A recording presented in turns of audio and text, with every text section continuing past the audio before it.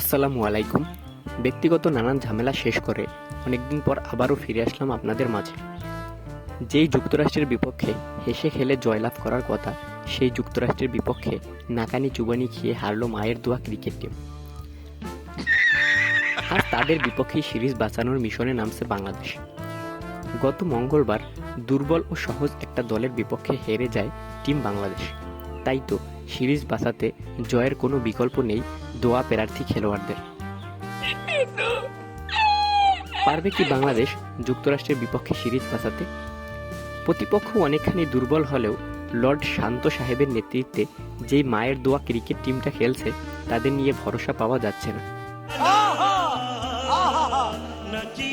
তাই তো সবার মনেই সংশয় আছে এই দলটাকে নিয়ে। অথচ এই দলেই আছে বিশ্বের সেরা অলরাউন্ডার শরুম Al Hasan, control silent killer Mahmudullah Riyad ও সদ্য আইপিএল খেলে আসা কাটার মাস্টার মুস্তাফিজুর রহমান, তাওহিদ হৃদয় ও জাকের আলীর মতো ফর্মে থাকা তরুণ তুর্কিও আছে এই দলটাতে। তাই তো আমি বলবো, সঠিক নেতৃত্বের অভাবে ভালো একটা দল থাকা সত্ত্বেও এরা দল হয়ে খেলতে পারছে না।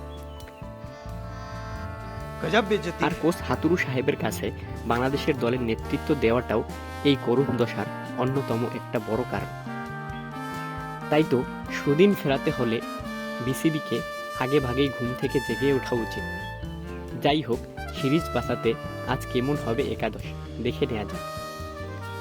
বাংলাদেশ দলের সম্ভাব্য একাদশ: number 1 Tanzid Hasan Tamim, opening batsman. Number 2 Soumya Sarkar, opening batsman.